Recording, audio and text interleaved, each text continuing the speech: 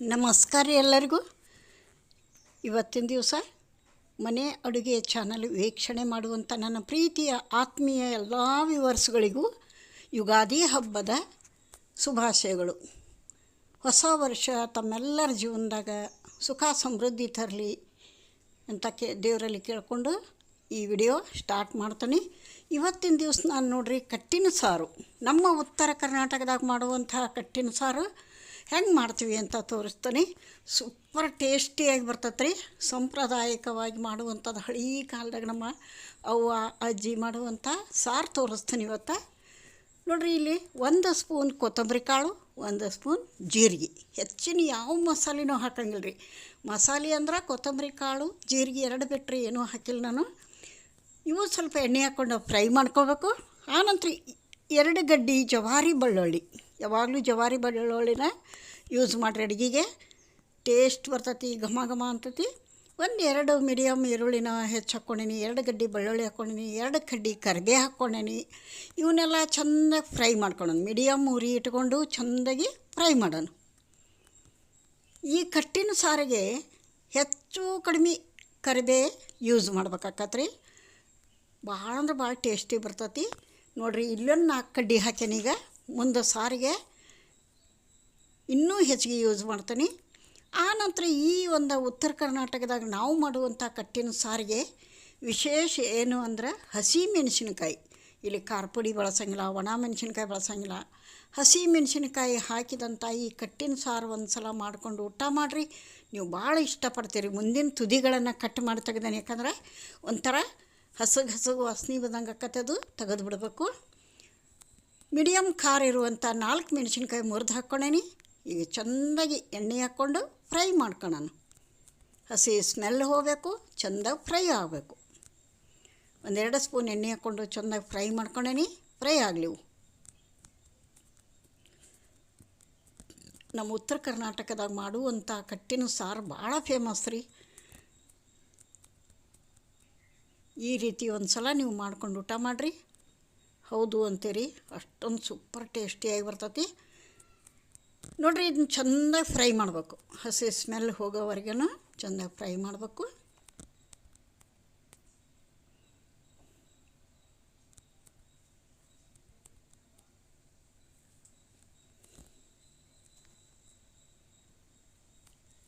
ಒಂದು 50% ಇವೆಲ್ಲ ಚೆಂದಾಗಿ ಹಸಿ ಸ್ಮೆಲ್ ಹೋಗಿ ಫ್ರೈ ಆದ ನಂತರ ಒಂದು 4 ಸ್ಪೂನು ಒಣ ಕೊಬ್ಬರಿ. ನಾನು ಒಣ ಕೊಬ್ಬರಿ ಗಿಟಗನ್ನು ತೆರೆದು ಹುರಿದು ಇಟ್ಕೊಂಡಿರ್ತೀನಿ, ಕೆಡಬಾರ್ದು ಅಂತ.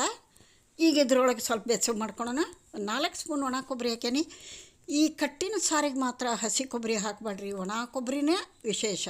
ಹಸಿ ಮೆಣಸಿನ್ಕಾಯಿ, ಒಣ ಕೊಬ್ಬರಿ ವಿಶೇಷ ನೋಡ್ರಿ. ಇದಕ್ಕೆ ಎಂಥ ಟೇಸ್ಟ್ ಬರ್ತೈತೆ ಅಂತೀರಿ. 1 ಹಿಡಿ ಕೊತ್ತಂಬರಿ ಹಾಕ್ಯಾನಿ.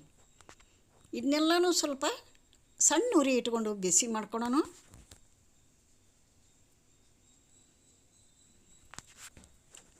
ಬಿಸಿ ಮಾಡಿಕೊಂಡು ಇದನ್ನು ಸೈಡಿಗೆ ಇಡೋಣ, ಆರಕ್ಕೆ ಒಂದು ಸ್ವಲ್ಪ ಹೊತ್ತು ಆರಿಂದ ಒಂದು ಮಿಕ್ಸಿ ಜಾರ್ ತೊಗೊಂಡೇನಿ.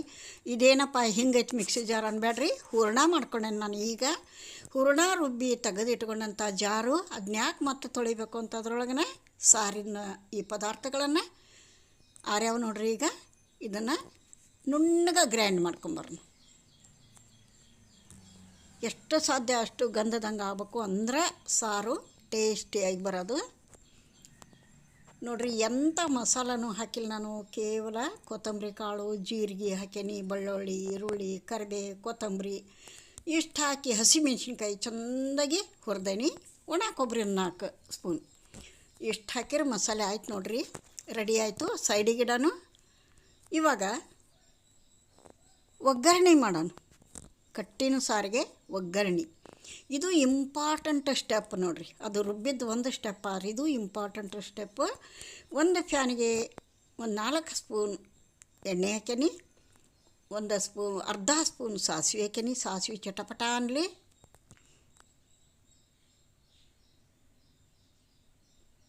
ಒಂದು ಅರ್ಧ ಸ್ಪೂನ್ ಜೀರಿಗೆ ಹಾಕ್ಯಾನಿ.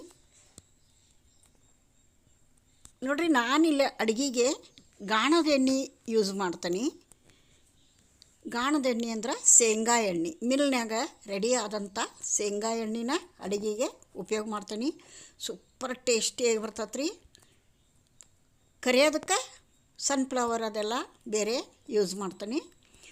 ಇವಾಗ ನೋಡಿರಿ, ಸಾಸಿವೆ ಚಟಪಟ ಅಂದು, ಜೀರಿಗೆ ಫ್ರೈ ಆದವು, ಒಂದು ಹಿಡಿ ಕರಿಬೇ, ಆಗಲ್ಲ ಹೇಳಿದ್ನಲ್ಲ, ರುಬ್ಬಾಕ ಒಂದು ಹಿಡಿ ಹಾಕ್ಯಾನಿ 4 ಕಡ್ಡಿ, ಇಲ್ಲೊಂದು 4 ಕಡ್ಡಿ, ಒಂದು ಹಿಡಿ ಕರಿಬೇ ಹಾಕ್ಯಾನಿ. ಒಂದೇ ಒಂದು ಹಣ್ಣಾದಂಥ ಟೊಮೆಟೊ, ರುಚಿ ಡಬಲ್ ಆಗಕ್ಕೆ. ಕಟ್ಟಿನ ಸಾರಿಗೆ ಹುಳಿ ಜೊತೆಗೆ ಒಂದು ಟೊಮೆಟೊ ಹಾಕಿರ ರುಚಿ ಡಬಲ್ ಆಕತ್ರಿ. ಒಂದೇ ಒಂದು ಹಣ್ಣೊಂದು ಸಣ್ಣ ಟೊಮೆಟೊ ಹಾಕ್ಯಾನಿ. ಇದು ಸ್ಮೂತಾಗಿ ಬೇಯಲಿ.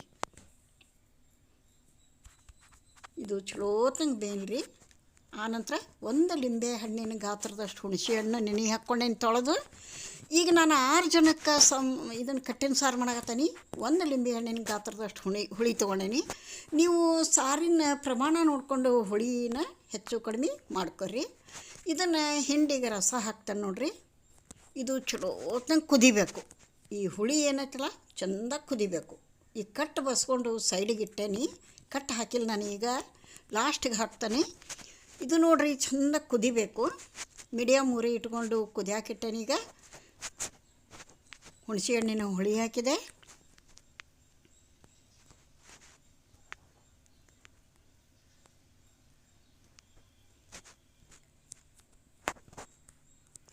ಒಂದು ಅರ್ಧ ಸ್ಪೂನ್ ಅರಿಶಿಣ ಪುಡಿ ಹಾಕೋಣ. ಅರ್ಧ ಸ್ಪೂನ್ ಅರಿಶಿನ ಹಾಕೋಣ.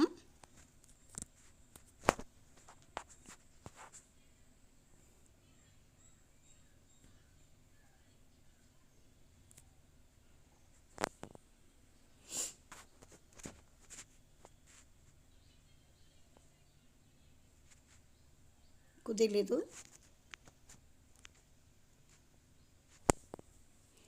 ಇವಾಗ ನೋಡಿರಿ, ಹುಣಸೆ ಹಣ್ಣು ಹಾಕ್ಯವಲ್ಲ, ಹುಳಿಗೆ ತಕ್ಕಂಗೆ ಬೆಲ್ಲ ಹಾಕಬೇಕು. ನಮ್ಮ ಉತ್ತರ ಕರ್ನಾಟಕದ ಅಡಿಗೆ ಅಂದ್ರೆ ಹಂಗೆ ರೀ. ಉಪ್ಪು, ಖಾರ, ಹುಳಿ, ಸಿಹಿ ಬಾಯಿ ಚಪ್ಪರಿಸ್ಕೊಂಡು ಉಣ್ಣಂಥ ಸೂಪರ್ ಅಡಿಗೆ ರೀ. ಈಗ ನೋಡಿರಿ, ಬೆಲ್ಲ ಹಾಕಿದೆ. ಹುಳಿಗೆ ಎಷ್ಟು ಬೇಕು ಅಷ್ಟು ಬೆಲ್ಲ ಹಾಕಿದೆ.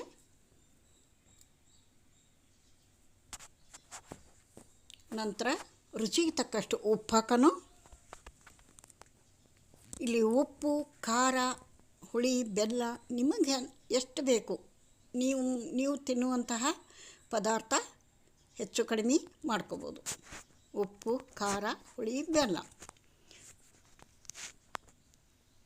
ಇವಾಗ ಚಲೋತ್ನಂಗೆ ಕುದೀಲಿ. ಇದಕ್ಕೆ ರುಚಿಗೆ ತಕ್ಕಷ್ಟು ಉಪ್ಪು ಹಾಕಬೇಕು.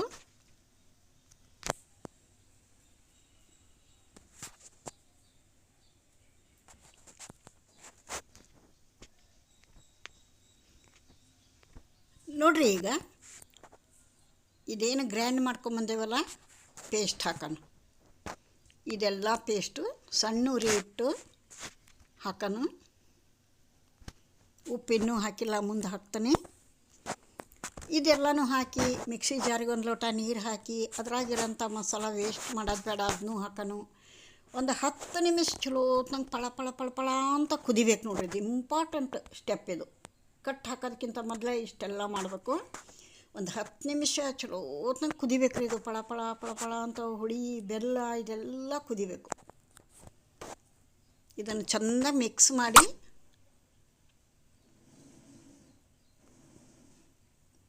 ಇದನ್ನೆಲ್ಲ ಚೆನ್ನಾಗಿ ಮಿಕ್ಸ್ ಮಾಡಿ ಕುದಿಯಾಕಿಡೋಣ. ಒಂದು 10 ನಿಮಿಷ ಚಲೋ ಹೊತ್ತಂಗೆ ಕುದಿಲಿದು.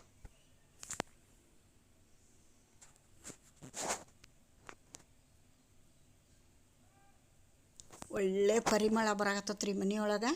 ಈ ಪರಿಮಳ ತೊಗೊಂಡವ್ರು ಹೇಳ್ತಾರೆ ಇದು ಕಟ್ಟಿನ ಸಾರೇ ಅಂತ ಗುರ್ತಾ ಹಿಡಿತಾರೆ ನೋಡ್ರಿ. ಅಷ್ಟೊಂದು ಕಟ್ಟಿನ ಸಾರಿಂದು ಒಂದು ಗುರ್ತು ಸಿಗ್ತೈತಿ ಈ ಪರಿಮಳದ ಮುಖಾಂತರ.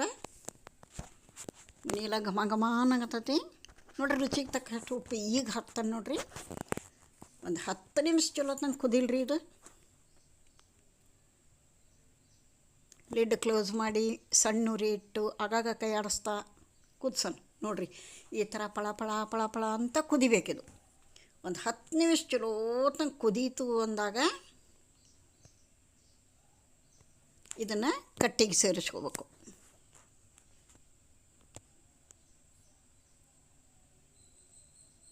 ಈ ವಿಧಾನದಾಗ ನೀವು ಮಾಡಿದ್ದೇ ಖರೆ ಆದ್ರೆ ಊಟದಾಗ ಉಣ್ಣೋದಕ್ಕಿಂತ ನೀವು ಈ ಕಟ್ಟಿನ ಸಾರನ್ನ ಜಾಸ್ತಿ ಕುಡಿತೀರಿ ನೋಡ್ರಿ. ಅಷ್ಟೊಂದು ನಮ್ಮ ಮನೆಯೊಳಗಂತೂ ಲೋಟಗಟ್ಟಲೆ ಇನ್ನು ಸಾರು ಉಣ್ಣೋದಕ್ಕಿಂತ ಹೆಚ್ಚಿಗೆ ಕುಡಿಯೋಕೆ ಉಪಯೋಗ ಆಕೈತೆ ರೀ ಇದು. ಅಷ್ಟೊಂದು ಇಷ್ಟಪಡ್ತಾರೆ. ಸೂಪರ್ ಟೇಸ್ಟಿ ಆದಂಥ ಉತ್ತರ ಕರ್ನಾಟಕದ ಕಟ್ಟಿನ ಸಾರು ರೆಡಿ ಆಕತ್ತೆ ನೋಡ್ರಿ. ಈಗ ಒಂದು 5 ನಿಮಿಷ ಕುದಿಬೇಕಿದು. ಕಟ್ಟು ಹಾಕಿದ್ದೀವಲ್ಲ ಈಗ, ಹೌದಾ? ಈ ಥರ ಪಳ ಪಳ ಅಂತ ನೀವು ಎಷ್ಟು ಕುದಿಸ್ತೀರಿ ಕಟ್ಟಿನ ಸಾರು ಅಷ್ಟೊಂದು ರುಚಿ ಬರ್ತೈತಿ. ಈ ಪಳ ಪಳ ಅಂತ ಕುದಿಯೋ ಹೊತ್ತಿನಾಗ ಕರಿಬೇದು ಗಂಟಿ ಹಾಕ್ಬೇಕು ನೋಡ್ರಿ. ಈ ಥರ ಹಾಕಿದಾಗ ಏನು ಸಾಂಬಾರು ಅಂತೀರಿ, ಇದು ಕಟ್ಟಿನ ಸಾರು ಅಂತೀರಿ. ಕೊತ್ತಂಬರಿ ರುಬ್ಬ ಮುಂದೆ ಒಂದು ಹಿಡಿ ಹಾಕೀನಿ, ಇಲ್ಲಿ ತಟಗೆ ಹಾಕೀನಿ. 5 ನಿಮಿಷ ಕುದ್ದ ನಂತರ ಇದನ್ನ ಬಾಲಿಗೆ ಸರ್ವ್ ಮಾಡಿ ತೋರಿಸ್ತೀನಿ. ಊಟದಾಗ ಉಣ್ಣೋದಕ್ಕಿಂತ ಇದನ್ನು ಯಾವಾಗ ಕುಡ್ದೇನೆ ಅನ್ನಿಸ್ತೈತೆ, ಅಷ್ಟೊಂದು ಟೇಸ್ಟಿಯಾಗಿ ಬಂದಿರ್ತೈತೆ ರೀ. ಬೇಕಾದ್ರೆ ಈ ವಿಧಾನದಾಗ ಮಾಡಿ ನೋಡ್ರಿ ನೀವು. ಹೌದು ಅಲ್ಲ ಅಂತ ಕಮೆಂಟ್ನಾಗ ತಿಳಿಸ್ರಿ. ಇದೇ ವಿಧಾನದಾಗ ಮಾಡಬೇಕು. ಪದೇ ಪದೇ ಇದೇ ಥರ ಮಾಡ್ಕೋತೀರಿ ನೋಡ್ರಿ. ನಮ್ಮ ಉತ್ತರ ಕರ್ನಾಟಕದ ಸ್ಪೆಷಲ್ ಕಟ್ಟಿನ ಸಾರು ರೆಡಿ ಆಯ್ತು ನೋಡ್ರಿ. ಬಾಲಿಗೆ ಸರ್ವ್ ಮಾಡಿ ತೋರಿಸ್ತಾನೀಗ. ಯಾರೆಲ್ಲ ನನ್ನ ಚಾನಲ್ ನೋಡತ್ತೀರಿ ಪ್ಲೀಸ್ ಸಬ್ಸ್ಕ್ರೈಬ್ ಆಗಿ ನೋಡ್ರಿ. ಸಾರಿ, ಇನ್ನೊಂದು ಪದಾರ್ಥ ಹಾಕೋದುಳಿತು. ಫೈನಲ್ಲಾಗಿ ಒಂದು ಹೋಳಿಗೆಗೆ ತುಂಬಷ್ಟು ಲಿಂಬೆ ಹಣ್ಣಿನ ಗಾತ್ರದಷ್ಟು ಹೂರಣ ಹಾಕಲೇಬೇಕು ಇದಕ್ಕೆ. ಇದು ಒಂದು ಸ್ಟೆಪ್ಪೇ. ಥಿಕ್ನೆಸ್ ಬರ್ತೈತಿ, ಟೇಸ್ಟ್ ಬರ್ತೈತಿ. ಸೂಪರ್ ಆದಂಥ ಒಂದು ಟೇಸ್ಟಿ ಕಟ್ಟಿನ ಸಾರು ರೆಡಿ ಆಯಿತು. ಬಾಲಿಗೆ ಸರ್ವ್ ಮಾಡಿ ತೋರಿಸ್ತೀನಿ.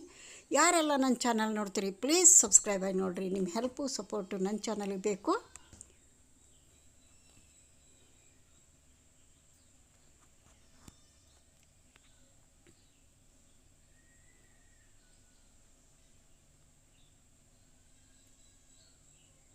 ಈಗ ಬಾಲಿಗೆ ಸರ್ವ್ ಮಾಡಿ ತೋರಿಸ್ತೀನಿ.